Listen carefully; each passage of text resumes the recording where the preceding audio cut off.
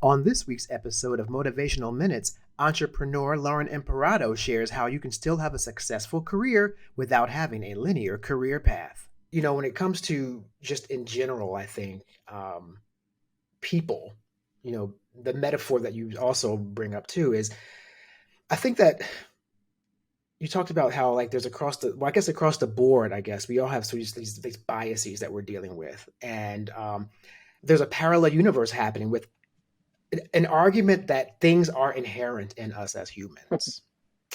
And it could be bias based on ethnicity, race, and all these things. And I love that, quite honestly, it's great to hear a woman say, as a woman, yes, I actually have these biases about other women. So I had to sort of work through that and figure out where my place was in that construct because it's being applied to you, obviously, by people who don't even know you. They Right. assume Yeah, you're of that prototype. So exactly.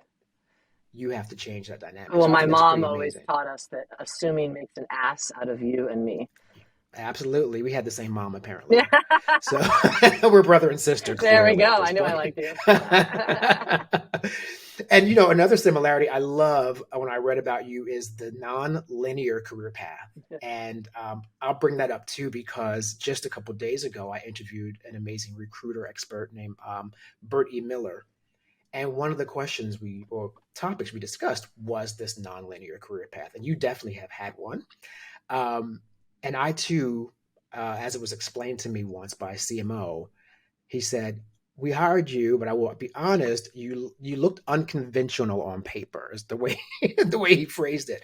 But I was honest about my life on my resume. It didn't look normal. I had done all these sort of strange kind of creative jobs, but it was me and my authentic self Right. on my resume. So for you, discussing that whole area of creating success on a non-linear career path, what does that mean for you? At first, the nonlinear career path was very daunting. I didn't even really understand it myself because I didn't understand how the pieces went together. And then I realized that with every aspect of every job I've had or created for myself, it just adds upon one layer sort of adds upon the next and the next and the next. And so, I really realized that I'm sort of a basket of skills that can be applied in a few different directions, and that's who I am. Some people are in a much more linear career path. Like most of my friends are quite linear in their career paths, and there were times when I would be a little bit jealous that they wouldn't have to think about what their next step was. Like, oh well, they go from one law firm to the next law firm, or one doctor to the next, one hospital to the next hospital. But we're all different, and I realize that I can add value in different places, and it's about figuring out where you can really add value.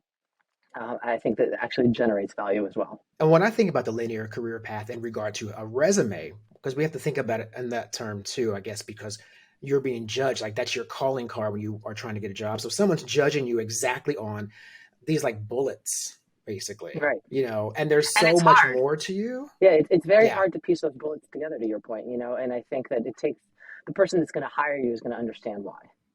Hmm. I Yeah. definitely there were points that there were certain jobs that I thought I'd be great for, and I didn't get, and I think I'm really happy I didn't get those jobs because they wouldn't have understood, how I ended up there. Subscribe today for more inspiration on the go.